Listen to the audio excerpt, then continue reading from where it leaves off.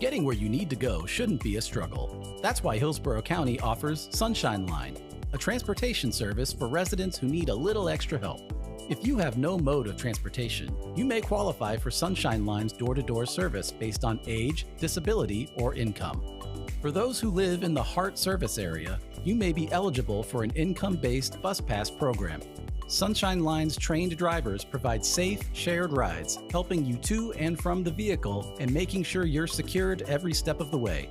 Scheduling is simple. Just call 813-272-7272 to see if you qualify and start your application process today. Sunshine Line is here to keep you moving safely, affordably, and with a smile. Visit hcfl.gov/sunshineline to learn more and get started today. Sunshine Line, Hillsborough's ride on the bright side.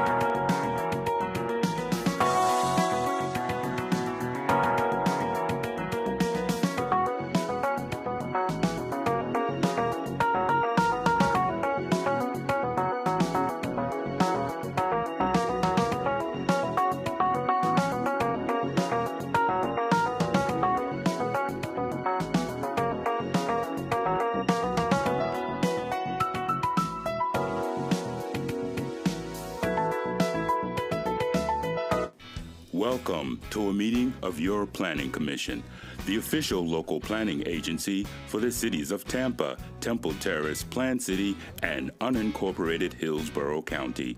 The Planning Commission provides innovative leadership and long-range vision that contributes to the creation of a thriving, prosperous community that offers opportunity, fairness, and choice in how we live, move, learn, work, and play.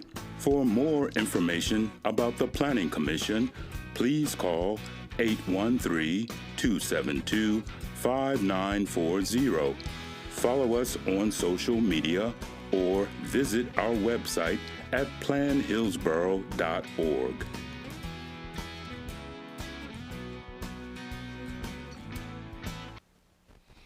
Happy New Year and welcome everyone to the January 12th, 2026 regular meeting of the Hillsborough County City-County Planning Commission. We thank you for attending this meeting. Your comments and participation are encouraged. For those attending in person and wishing to speak on any agenda item, please sign the register at the rear of the room and turn off any devices that may be a distraction. To minimize feedback in the audio, all online participants in the meeting will be muted until it is their opportunity to speak. Planning commissioners should unmute themselves to indicate that they would like to speak. Please be sure to state your name at the beginning of your remarks for the benefit of the clerk. There will be an opportunity for members of the public to provide comments. When your name is called, you will be unmuted when it is your turn to speak. Please wait until the chair calls on you to begin speaking. State your name at the beginning of your comments and adhere to the time limits.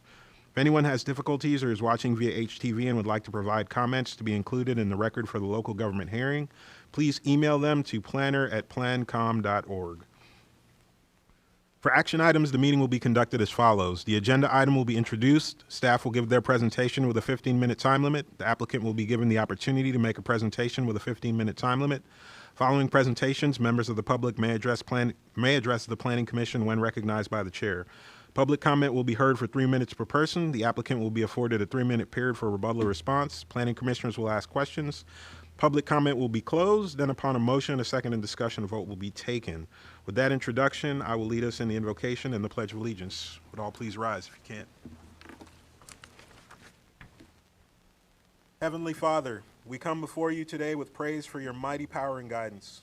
We thank you for this day and thank you too for the many blessings in our lives, for our great country, and for the opportunity to live in freedom. We ask your blessings on our leaders, and we ask that you give each one of us here today the wisdom to make the right choice so that our decisions will be in the best interest of all the people of Hillsborough County. Amen. I pledge allegiance to the flag of the United States of America and to the republic for which it stands, one nation, under God, indivisible, liberty and justice for all.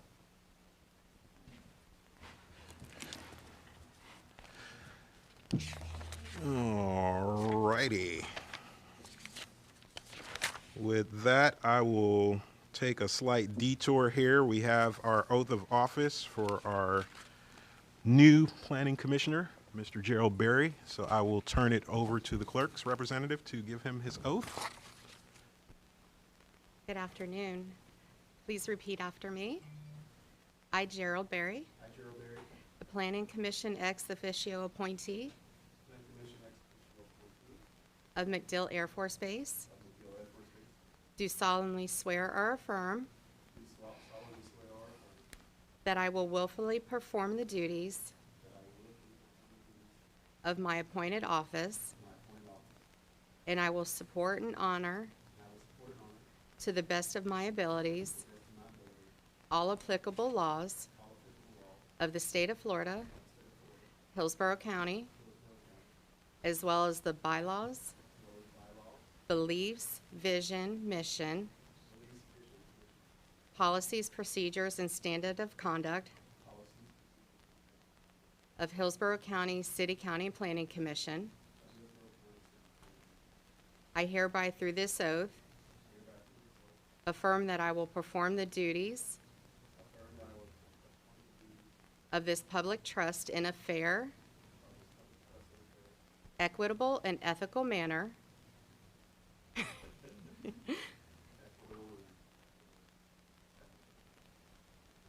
benefiting the dignity and responsibilities of the office. Congratulations. Thank you. You may be seated. All right. And of course, Commissioner Berry is taking over for former Commissioner Tony Rodriguez, who will no longer be joining us anymore. We thank him for his service, and I think he will be here in February-ish timeframe to get his plaque of service.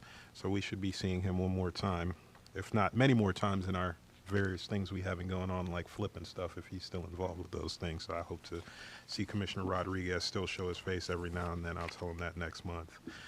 So with that, I'd like to ask the clerk again to go ahead and please call roll. Bowden, Here. Cardenas. Here. Kona, Here. Jameson, Kugler, Here. Lankos, Here. Lauk, Here. Sieben, Sink, Orton, Here. Barry, Here. Chair Joseph. Here. You have a quorum, sir. Thank you. All right. Next up, we have the approval of the minutes for the following meetings. And bear with me here for a second because there's a lot of them. Hillsborough County Planning Commission regular meeting minutes, November 10th, 2025. Hillsborough County Planning Commission public hearing on City of Tampa Plan Amendments meeting minutes, November 10th, 2025. Hillsborough County Planning Commission regular meeting minutes, December 8th, 2025. Hillsborough County Planning Commission public hearing on City of Plant City Plan Amendments meeting minutes, December 8th, 2025. And last but not least, Hillsborough County Planning Commission public hearing on City of Temple Terrace Plan Amendments meeting minutes, December 8th, 2025. Is there a motion out there to approve? I made a motion. Commissioner Bowden made a motion. Second. All right, Commissioner Kona seconds it. Commissioner Bowden with a motion to approve. Commissioner Kona with a second to that motion. Are there any questions, discussions from the commissioners before we take our vote? Would all signify their agreement by saying aye. Aye. Aye. Those opposed? That motion carries unanimously. All righty then. To our next agenda item, approval of minutes. We will skip number 2 because Commissioner Crest doesn't appear to be here just yet. And keep an eye out for her if she shows up. And we will move on to item number 3, public input for items not scheduled on the agenda. I don't think we had anyone sign up for that. No. So we will move on to item number 4, action items. And our first and only action item this afternoon, is 4A, unincorporated Hillsborough County Historic Landmark Designation, 6014 Adena Street. And the presenter is Tyreek Royal. Good evening, everyone. It's Tyreek Royal, Planning Commission staff, and I'll be presenting Colleen Marshall from Development Services to show you an overview of this request. Good afternoon, Colleen Marshall, Development Services. Today I'm here to present the landmark designation briefing for the historic Waimama Memorial Cemetery, summarizing the landmark report and analysis. The report and analysis were completed by our consultants, Ayers and Community Planning Collaborative. A copy of the full report and analysis has been submitted to the clerk. The cemetery is located at 6012 and 6014 Adena Street in Waimama. Spans 4.75 acres and lies within a historically African-American neighborhood. Cemetery also includes unimproved right-of-way between the folios as well. Following the Civil War, African Americans migrated to this area, working in turpentine, agriculture, and railroads. In 1907, the original town plat for Waimama was filed, and this area began to grow into what is known as the Bethune neighborhood. In 1914, a revised plat of the town of Waimama was filed, which identified a church on Lot 4, Block 6, in the northeast quarter of Section 10. This lot would become the site of the First Prospect Missionary Baptist Church and was transferred to the trustees of the church in 1918. The area became a spiritual and civic anchor for the Black community. Cemetery dates back to the early 1900s, appearing in plats from 1907 and 1914. It reflects segregation area burial traditions and is deeply embedded in the social and spiritual fabric of the community. Black cemeteries are cultural landscapes that reflect resilience and memories. Waimama's cemetery features vernacular design, east-facing graves, open view sheds, and natural vegetation, elements that reflect spiritual traditions and community values. The site's sandy soils and natural vegetation are characteristic of rural African American cemeteries. There's no formal landscaping, and the spatial organization is organic. In this slide, you can see markers that include vaults, handmade headstones, funeral home plates, and grave goods. These reflect community craftsmanship and cultural traditions, including veteran headstones. 2 ground-penetrating radar surveys conducted in 2023 revealed numerous unmarked graves. Silver crosses now mark these locations, ensuring they're recognized and respected. The The First Prospect Missionary Baptist Church building stands within the cemetery property and serves as its most prominent structure. Although the church contributes to the historical context of the cemetery, physical changes to the church building are not recommended for inclusion in the local landmark designation. Its inclusion in the designation is intended to recognize that burials exist on the church parcel itself. The other structure shown on the slide is a baptismal pool used by the church. Informal drive paths and historic access from Bassa Street are part of the site's circulation network. If the property is designated as a Hillsborough County historic landmark, designation protects the cemetery from disturbance, ensures stewardship of all graves, and honors the African American heritage of Waimama.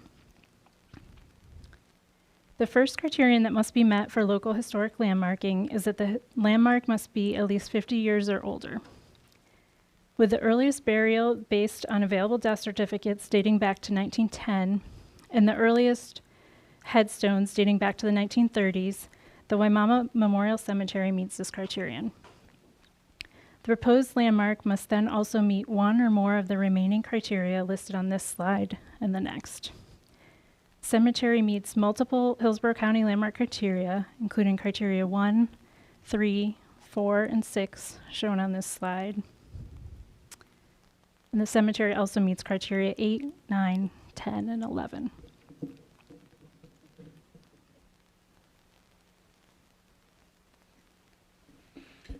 Planning Commission staff have reviewed this historic landmark designation at 1614 Adena Street and have found it to be consistent with the goals, objectives, and policies in the comprehensive plan, including Objective 3.5, which supports recognizing Hillsborough County's heritage through the preservation of historically and archaeologically significant sites, and Policy 3.5.1, which calls for the protection of historical and archaeological resources that are listed in or eligible for local or national designation. And that concludes our presentation. Thank you. Thank you. All right, we had one individual sign up in the public comment for this item, and I don't know if they are online. El Alfonso, I don't know if it's Lisa or Lisa. She has not signed in. All right, that's all we had for public comments, so then I will turn it over to the commissioners for questions, comments, discussions of this one. Not seeing, oh yeah, Commissioner Kugler. Thank you. I believe this, I may, correct me if I'm wrong, but I believe this cemetery used to be private, but now it's publicly owned property? It's currently still owned by the church. Okay, thank you. And, okay, very good. Thank you very much. All right, were there any other questions, comments, discussions from the commissioners? Not seeing any at this time. I'll go on ahead and close the public comment and open it up to motions from the commissioners on this item.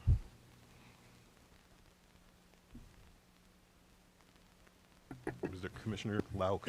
Thank you, Mr. Chair. I move we find the proposed request consistent with the Hillsborough County Comprehensive Plan. Right. Second. All right, we have a motion of consistency finding by Commissioner Lauk, seconded that by Commissioner Kugler. Are there any questions, comments, discussions from the commissioners before we take our vote? Would all signify their agreement by saying aye. Aye. Aye. Those opposed?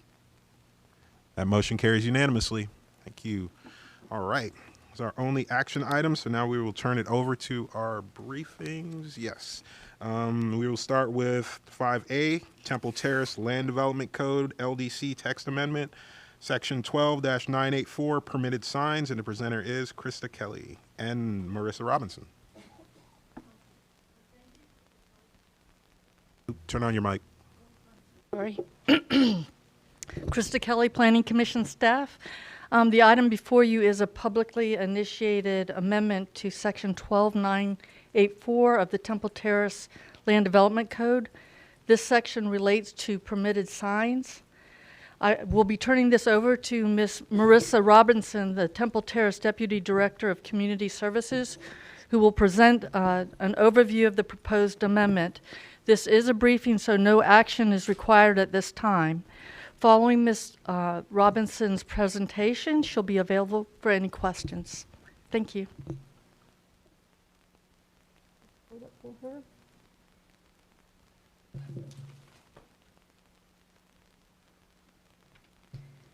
Good afternoon, Chair and Commissioners. Marissa Robinson with the City of Temple Terrace Community Development Department. This afternoon, for your consideration, the City of Temple Terrace is proposing a text amendment, LDC 2502, to the city's Section 12-984 permitted signs. The updates will be matrices 3, 4, 5, and 6. Currently, any properties located within on these matrices only are allowed one wall sign per building. Under these matrices, property owners will be able to have 2 signs if they meet the conditions of footnote X, which states on corner lots, a building occupying the corner may be permitted a second wall sign, provided that each of the 2 wall signs is located on different street-facing facades. That's it, and I'll answer any questions. All right. Are there any questions or comments on this briefing item from the commissioners? Not seeing a lot of excitement. Well, thank you for the information. And we will move on to our next agenda item, 5B. Might be some excitement on this one, we'll see. City of Tampa redistricting 2026 briefing, and the presenter is Yasser Gonzalez. In the flesh. Good afternoon. Good afternoon, Yasser Gonzalez, Planning Commission staff. So today I'm presenting on item 5B, Tampa redistricting 2026. This is an information item, no action is required. So the agenda goes as follows. We're going to do a little bit of background, maybe a slide or 2 on that, because last time we talked about it was October of last year, which seemed like an eternity ago. So, plus we had the holidays in between, so best to bring everybody up to speed. Then we're going to discuss the timeline. Then what have we done since October? And then any media happenings that we've had. Finally unveiling the alternatives, even though they've been there, since October. But we just the first time we bring in front of you.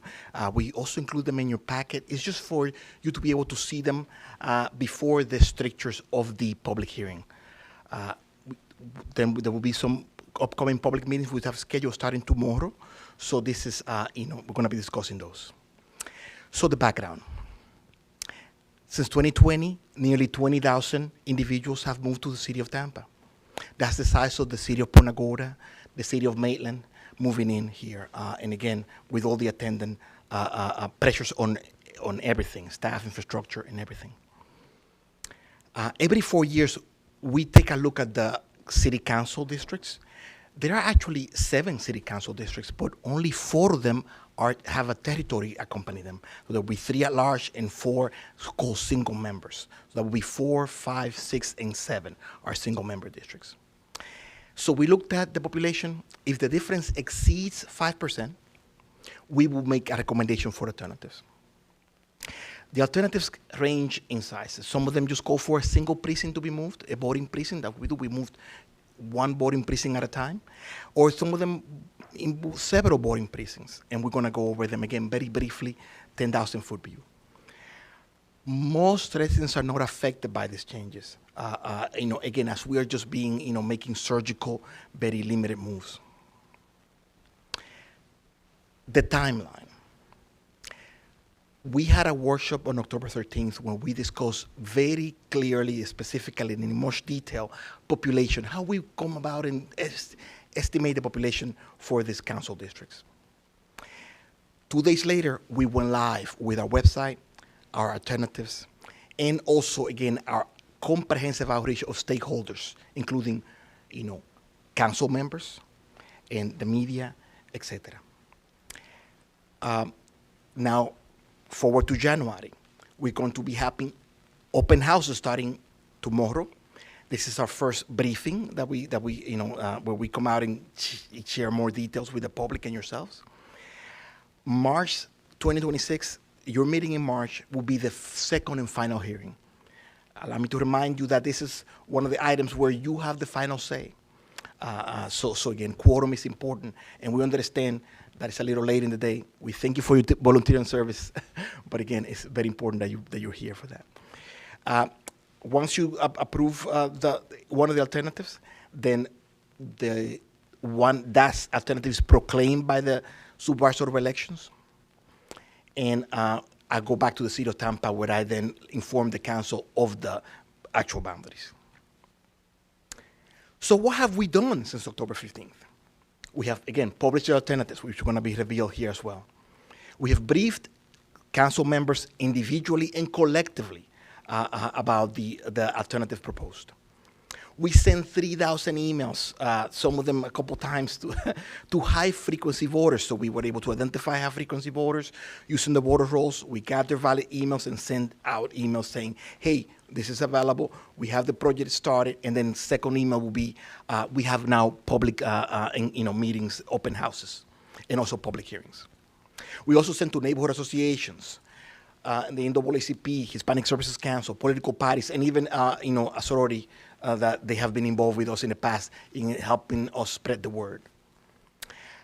First time we've received over 50 computer surveys online. Of course, we have been doing this for many decades, so there's probably another, other times in which the numbers have been exceeded, but in recent history, this is a very large number, 50 of residents. Now, let me remind this commission that this is a data point in your decision matrix. You're not to be swayed, perhaps, by the survey results. This is where you want to go.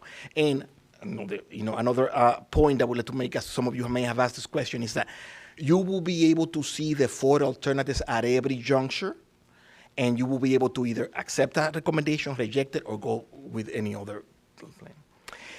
Social media posts and ads, we have done them as well. And again, we got 3,000 impressions, and we're going to go over some detail later. We scheduled our 6 open houses, 4 in person and 2 virtual. And of course, we are, marked the 2 dates for the public hearings, which will be in your February meeting and your March meeting. So we had a fabulous year in terms of media attention. Some of it is because of what's going on nationally. So we've been benefited tremendously. We had an interview with Bay News 9, and we also had a feature article with Tampa Bay Times. We got people from Spring Hill saying, hey, I saw you on TV. Should I be worried? I'm like, no, everything is fine. Social media, what's happening to social media? We have had 3,000 impressions. Some of you that are more number-oriented will say, well, we have 400,000 people in the city, 3,000.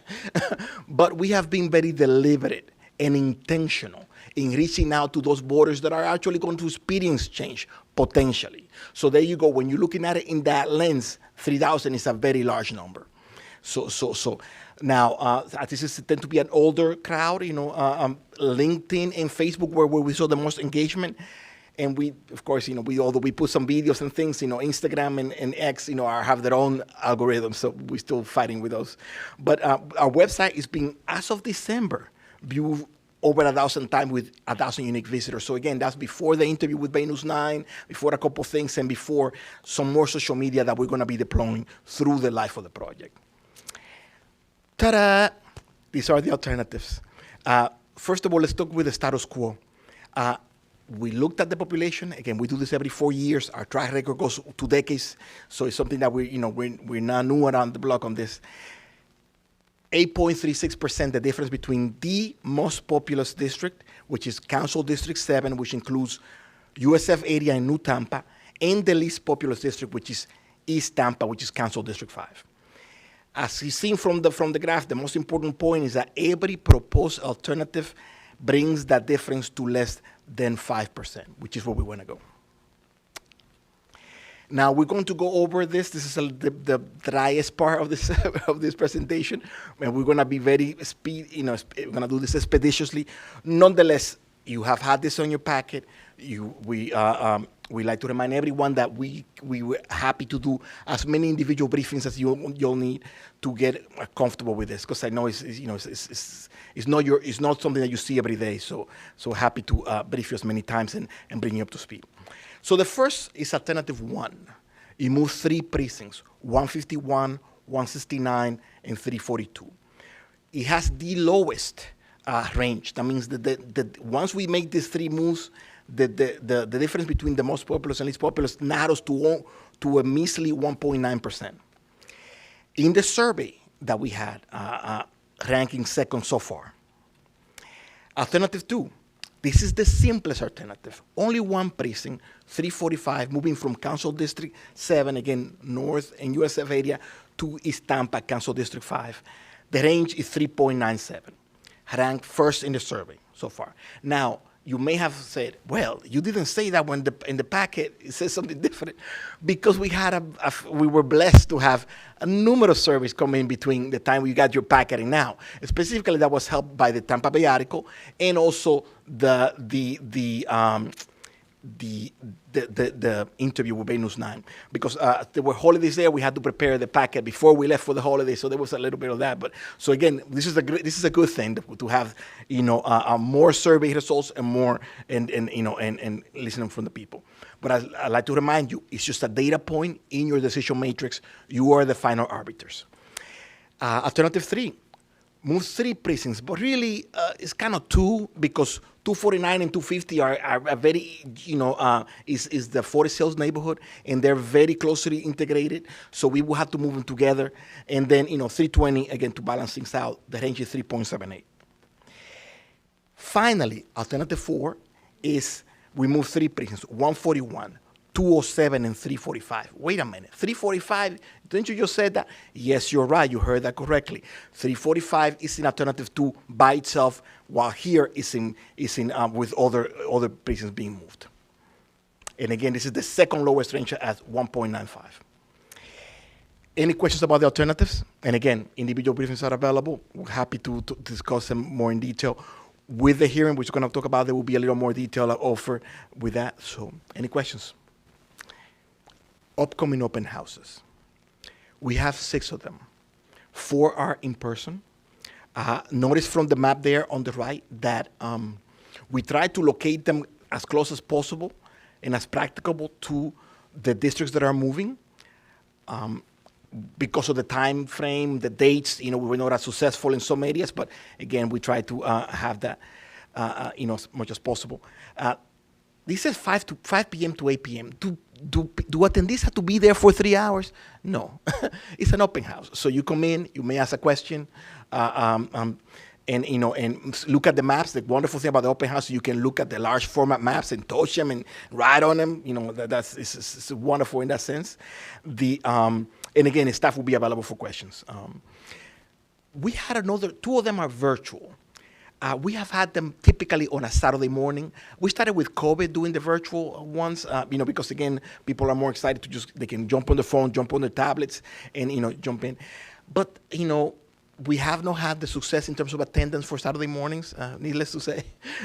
So we are switching to a different format this year. We're just trying to be innovative, trying to engage as many people as possible. And this is during lunchtime. Again, nobody expected to be there from 12 to 2. It's just that if you happen to be on February 10th, have some free time in that frame, and you want to reach me or anybody in the Planning Commission that worked with this project, you can say, hey, how you doing? I saw this map. How do I fill out the survey? Or, something. If you find any technical difficulties, if you just have a question about the map, if you just have a question about what's going to happen to me in my precinct, maybe you don't see your precinct mentioned anywhere. We can tell you what happened to your precinct. So it's just a quick, as 5 minutes, 30 minutes. If you want to talk to us for 2 hours, we're happy to talk to you for 2 hours as well. So, but we will be online, and there will be slides there, and we'll just be answering questions. Any questions about the open houses? Street signs. If you've driven through Tampa, you've seen our signs, hopefully. We had 2 formats this year. We had, typically we have our, on the left-hand side there, community meetings. Those are very effective signs. Those are the signs that people are looking for, usually, because it's usually something changing in my neighborhood. So again, we are definitely, utilizing those. But we also had a large format signs where you have QR codes, you have the, more details and things. So they supplement each other. And we have put several, couple dozen out there in terms of total number of signs. The public hearings. These are, again, the 2 mandated public hearings that are in the city charter. So the first will be in your next meeting on February 9th. And again, we have been this year, we have paired them with your regular meeting. They do start at 7:30 or later. Nonetheless, it's a 15 to 20 minute presentation plus questions. So you should be, we're thinking that, assuming unless we have, a lot of questions, you should be out by 8 p.m. Now, on March 9th, you do have to sign the resolution. So that, a couple extra minutes there. So just let you know. But again, we thank you for your volunteering service, and we understand that it's kind of late and it's a long day for y'all. But again, that's why we decided to present had the workshop, had to present the alternatives now. That way you can ask any questions, and that way we can make this as efficient as possible. Once again, this has been Yasser Gonzalez, Planning Commission staff. I am the primary contact. Here's my contact information for those viewing at home. We have our website there and our QR code that you can use to, again, navigate. You're welcome to attend to the public hearings or you just complete the online survey, which, again, as we received 50, we're very excited, but we would like to receive many more. Any questions, comments, concerns? Are you done? Yes, sir. Oh, all right. Thank you. Commissioner Linkus. I just wanted to ask, what's the time frame for when the survey will be open? The survey will be open through, I believe, 1 week before, so the last week of February. Okay. So it's being open since October 15th through the last week of February. So it will be like a week or so before your final hearing date. And that way, allows us to do a little processing if we need to, and it's just the survey is just arranging the options and giving any comments. So you will be submitted. Typically, we will submit, a summary of results, with the technical memo that will go with the final hearing. Yes. And I just also wanted to comment that I think you've taken a complex topic and really provided really clear alternatives, and I really appreciate the way that there's been depth of public engagement, and I'll certainly feel better going into a voting process, understanding the public's opinion on this. So I appreciate the engagement that was done on this. Thank you. Thank you. Thank you. Are there any other questions from the commissioners or comments? Commissioner Cardenas, turn your mic on. Oh, sorry. Just curious, has there been any questions or pushback from the public or anybody at all? No. So far, we have received. There's been some potential confusion about it being tied to some national trends and some state trends, but we have, been messaging very effectively on that. And, that's as far as we don't. We also, again, took painstakingly for, because, there's another project, the Tampa flu, that is also, is coming right fast around the corners too. So we were expecting some overlap with that, but we're messaging and managing that well so far. So let's hope it continues, yes. All right. Commissioner Kona. You said option 2 was the most popular. We'll know, by how much and all of that when you... Oh, yes, sir. Okay. Yes, sir. Mm-hmm. Yes, sir. We will definitely have, charts and things. Okay, yes. thanks. All right. Are any other questions or comments, discussion points from the commissioners? Not seeing any. Well, thank you, sir, for the information. And I'm going to take a quick detour right here before we jump into our next briefing item. I saw Commissioner Kress come in the room, and we do have a presentation of a plaque of appreciation for her service. If you'll come to the podium. Good afternoon. Sorry for being tardy. So we have this plaque of appreciation that we present to our former planning commissioners. Obviously, Commissioner Kress, representing the city of Tampa, used to be with us recently. She's been replaced by Commissioner Sink, but we have her word of appreciation here, and it says, presented to Karen Kress, City of Tampa appointee, April 2017 through November 2025, in recognition and appreciation for your exemplary service on the Hillsborough County City-County Planning Commission and vision, leadership, and commitment to improving the quality of life in our community. So we thank you again for your service, and a round of applause for Commissioner Kress. Thank you. Wanted to say a couple words. Thank you. Does it say the same exact thing on everyone's plaque, out of curiosity? No, honestly, it was my pleasure to serve 2 terms. After 8 years, I felt like it was probably someone else's turn, and he's not here, so I hope he does a good job replacing me. But no, I learned a lot. Even as a planner, I felt like I learned a lot. I have, so much respect for Melissa and her whole team. They were really responsive and great to work with anytime we had a question or needed to dive deeper. Legal counsel, of course, was always also helpful, and then all of my fellow planning commissioners. It is a service, and it is a little bit of a time commitment, but I know you guys are all here for the right reasons, so thank you for that. That's it. Take a picture. Usually Sharon's here.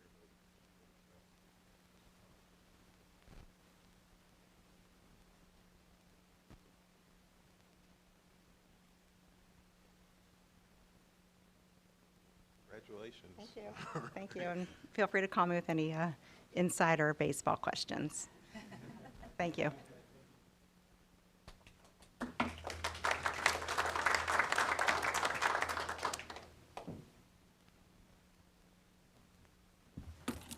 All right.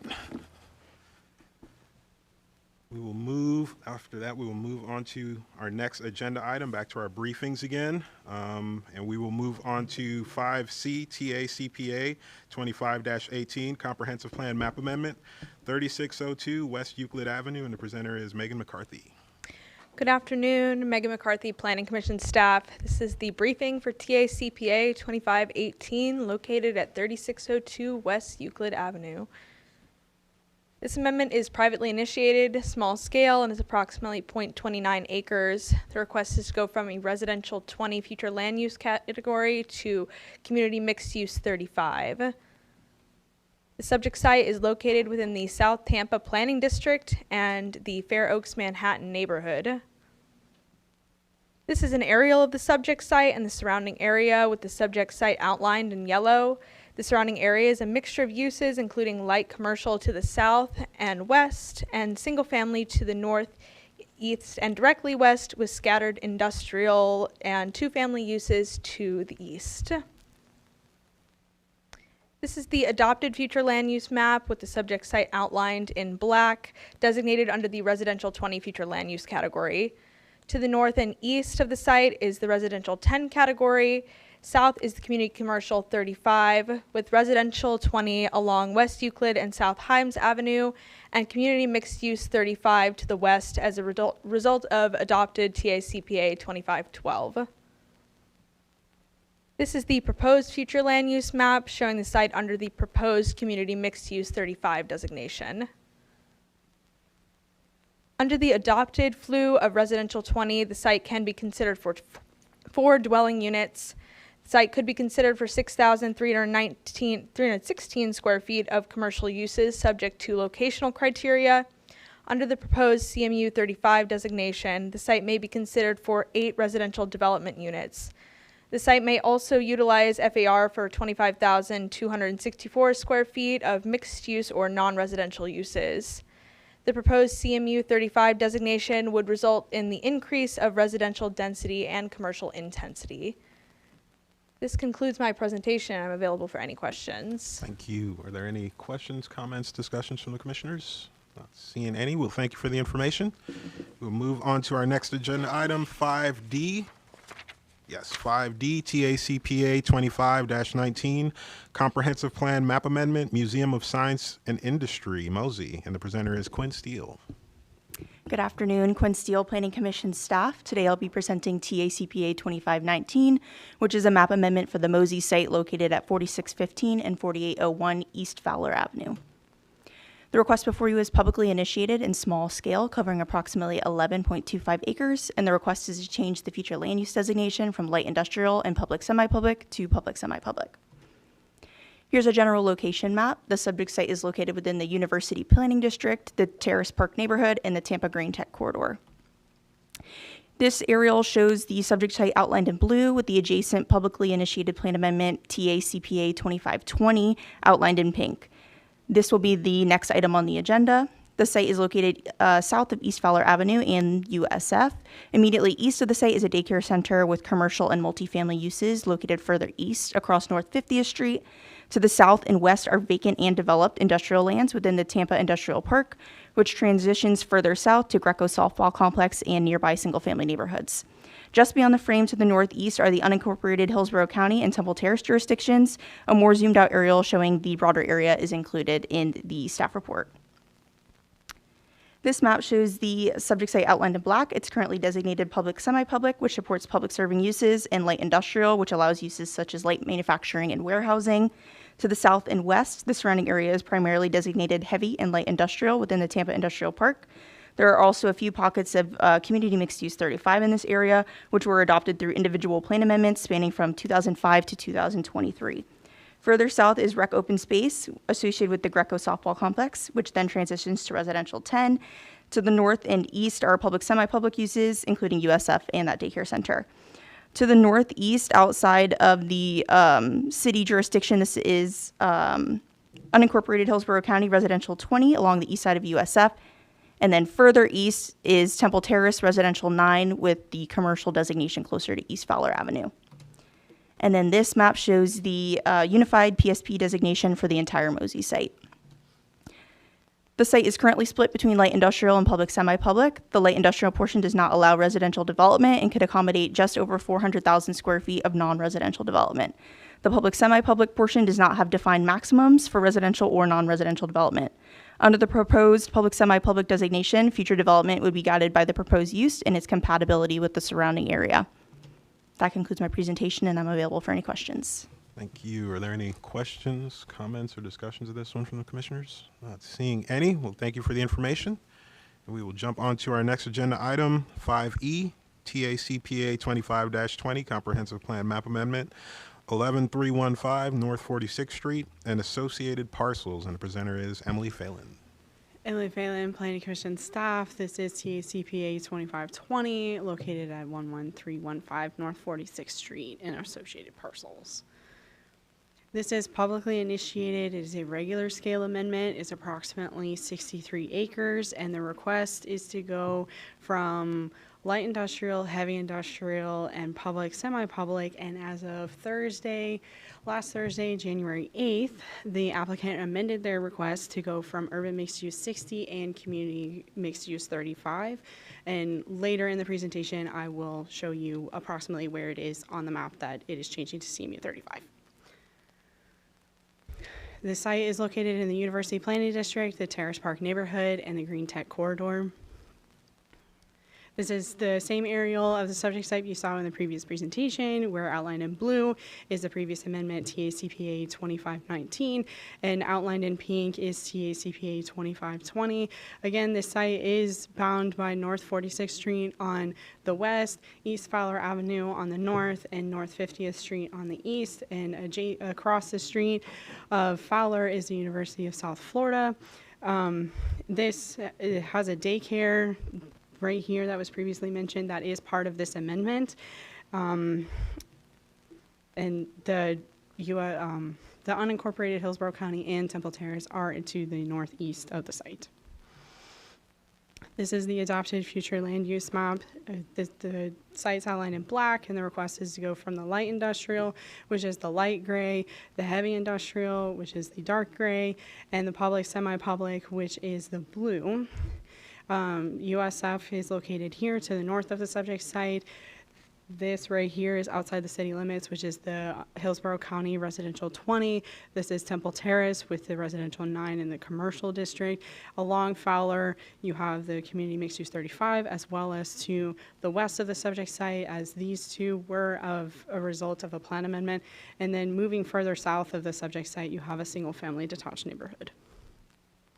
This is the proposed future land use map to go to UMU 60. As the request did change, this parcel is changing to community mixed use 35. So everything here will be UMU 60, just this parcel is changing to community mixed use 35. Under the existing designation of light industrial and heavy industrial, residential is not permitted. Under the public, semi-public, the maximum is not defined. It's based off of the surrounding area. Under the light industrial and heavy industrial, the subject site could be considered for just over 3.5 million square feet of non-residential uses. Under the proposed urban mixed use 60, this is on the whole request as being UMU 60, as the CMU portion of the parcel just recently changed, and that will be presented in the February meeting. But as the whole site, it could be considered for just over 3,000 dwelling units, or just over 8.7 million square feet. With the change to UMU 60, this would increase the residential density as on the light industrial and the heavy industrial portions of the parcel, or that is not allowed. And the non-commercial use, the non-residential uses would be allowed on the entire site, and it would remove the possibility for industrial uses. And that concludes my presentation if you have any questions. All right, are there any questions from the commissioners? I have a quick one. The switch, and I know it was recent, to CMU, was that because of the neighborhood behind it to try and step down? We talked with the applicant, but we had concerns about compatibility with the surrounding area, mostly concerned with the residential uses in the residential 20 and the 10 designation. Right. So we did have conversations with the applicant, and they did agree to reduce the request for just this parcel to CMU. Okay. All right. When it comes back to us, we're obviously gonna have the figures for the adjusted for the CMU and the UMU? Correct, yes. Okay. We could not put it together in that quick of a For the time. turnaround. Okay. All right. Are there any other questions from the commissioners? Not seeing any. Well, thank you for the information. Look forward to this one coming back to us. And we will move on to our next agenda item, and that is item 6, the Executive Director's Report. And the presenter is Melissa Zornita.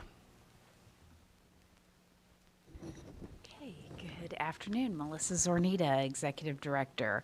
At your seat, you should have a copy of my Executive Director's Report covering a number of activities over the last month. It's a little shorter than normal because of the holidays. But just a couple of things I wanted to highlight from that list.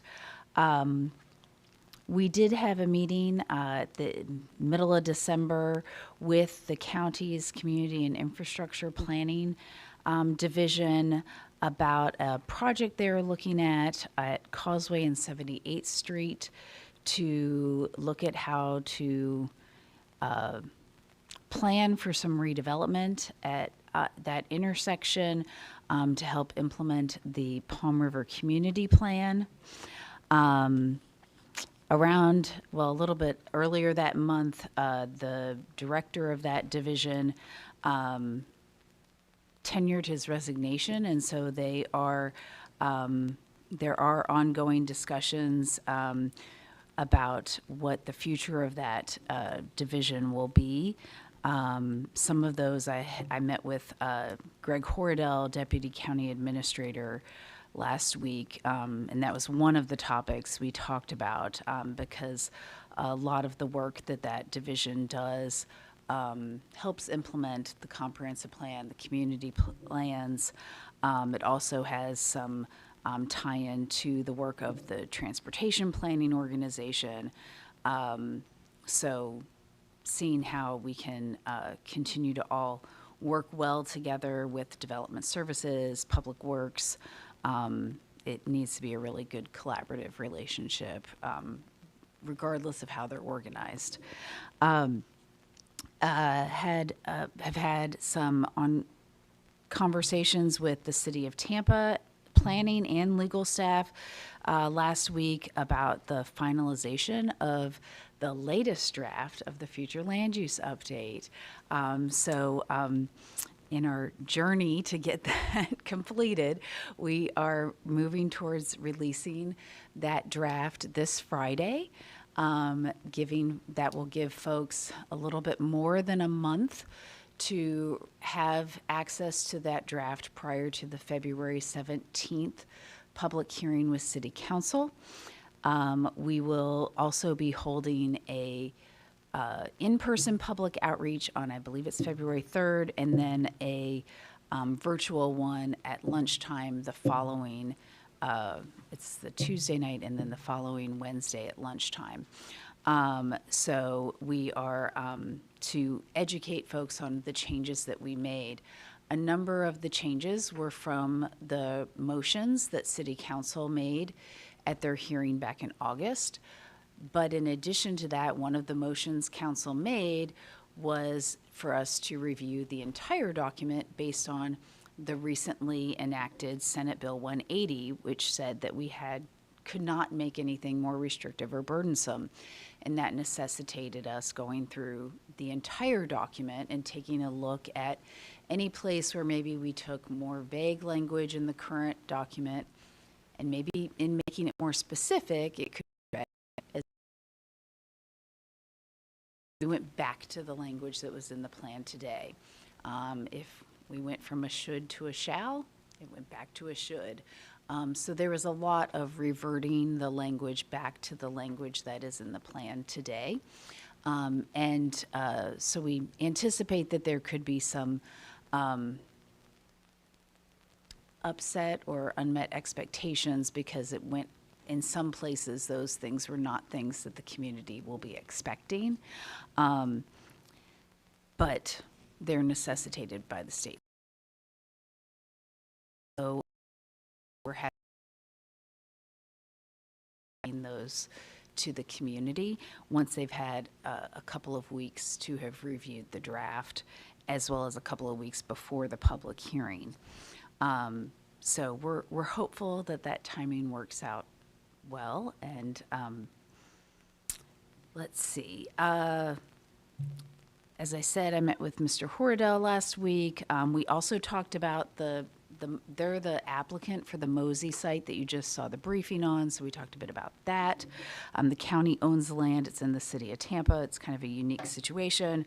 Also brought him up to date on our expansion areas and some of the discussion you all have had about the urban service area in the past couple of months. We've had a number of meetings with Plant City about their comprehensive plan and the upcoming joint meeting. We had a great opportunity last week to meet with the city manager and assistant city managers and all of their department heads. They have such great buy-in on this update of the comprehensive plan. It's really remarkable to see them all gather together like that. This is the second time they've done that. They did that last spring, summer in a scoping meeting that gave us sort of some ideas of where we needed to go with our visioning survey. And now we shared with them all of the results, and they gave us some ideas on what needed to go in the vision statement. The results of the visioning survey will be one of the things that is shared at that joint meeting on January 26th in the afternoon. It should be on all of your calendars from 3 to 4:30. And then we also will be sharing that draft vision that we got their input on. And then, let's see, we've also been working through with them some of the logistics of the meeting. The way they do workshops is a little bit different from how we do workshops, where we go into another room and we don't have, I mean, it's open to the public, but we don't have public comment, things like that. They do typically have public comment at their workshops. This will be at the Trinkle Center, which is part of their HCC campus. It's a large space. It will not be televised. It will be recorded. The agenda will have an opportunity at the very beginning of the meeting for about 30 minutes for there to be public comment. And then we'll move into a staff presentation and then the discussion between the two boards. Let's see. And then the last thing I wanted to highlight is we had a discussion on Friday with the Tampa Heights Junior Civic Association, who are, we participate and bring the Flip Junior program to their summer camp each year. So we had a good discussion kind of kicking off that process, letting them know what our staff availability was going to be and hearing about some of their constraints as some of their key staff members are otherwise engaged now, so learning how their process is going to be for this year. So we're excited to partner with them again this summer. Highlighting the upcoming meetings, on the 26th, the meeting in Plant City. And then on February 9th, as Yassert mentioned, we'll have the regular meeting, our public hearing on plan amendments. We have the three City of Tampa plan amendments. Then because we have so many county plan amendments, we took 4 of them that were supposed to be heard tonight and moved them to February because we already have 8 tonight. So we didn't want tonight to go so long. And then the redistricting hearing is at 7:30. So there's a good bit on the February agenda. So those are the upcoming meetings. I will remind you that if you haven't taken Sharon's poll about a planning commissioner retreat, that is in your email, and she would love to get an answer from you. We'd love to get a time. We're looking for about a 3-hour block. We will feed you before that. We're really looking for the 3 hours of substantive time first, and then we were planning to feed you as part of that or before it.